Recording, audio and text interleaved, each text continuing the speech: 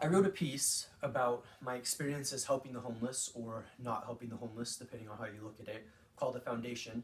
This chronicled an experience where I went to a homeless youth panel and walked away feeling very, very disappointed. I felt disappointed because I felt like an outsider. I felt as though I wasn't welcome to help homeless youth, as was in this specific organization, but to help the homeless population in general. My experience of helping and going through these organizations is that essentially they say whatever they want to get you off their back. They say whatever they want to get rid of you, basically. And in my opinion, this will probably sound very harsh, but this is what I've seen time and time again. It seems to me as though the homeless are basically a way to make money. So these organizations are using the homeless to make money.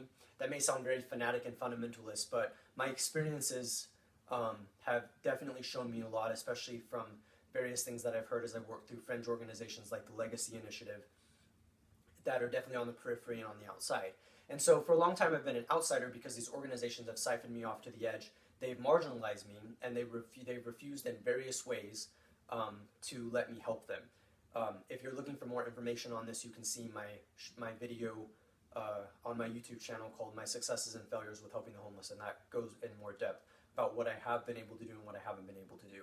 But the reason why I'm mentioning this is because I recently encountered an experience that was very disappointing. So I posted the link on a Facebook page, on a Facebook post, to the link to my piece called The Foundation.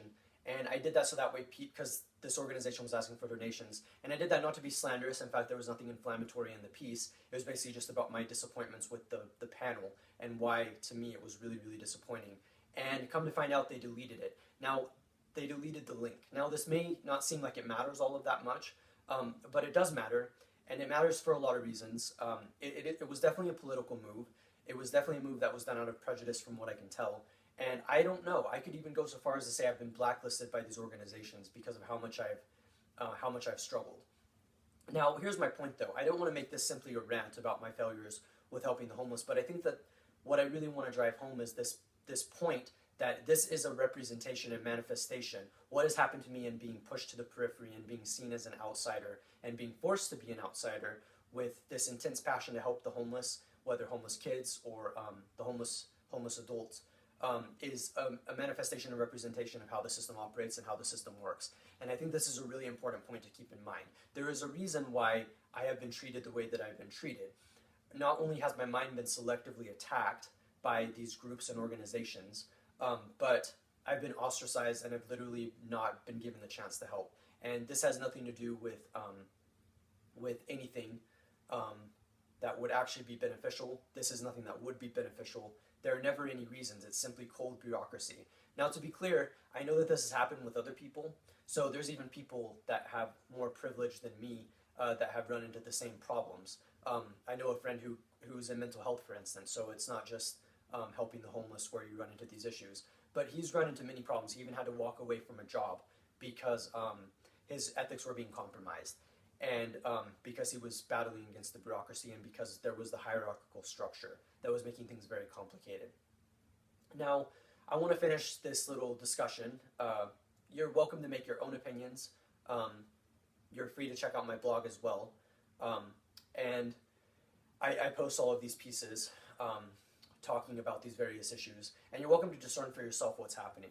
But from my end, I have definitely been made to feel like an outsider. I've definitely been made to feel as if I can't make a difference. And that can be really hard because this work is already draining as it is. And when you're running up against all of this friction from various organizations and they delete your link to a completely legitimate and well thought out piece on an experience that you had with this organization about things that you think might be improved to bring accountability and responsibility and justice and the like, then there's definitely a problem.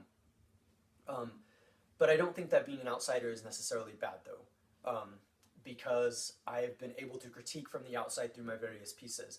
And even though it's very, very disappointing that these organizations are using the homeless to make money, these organizations are set up like any other business of operation, and they're literally making a business out of the unfortunate situations and circumstances of homeless people, whether homeless youth or homeless adults.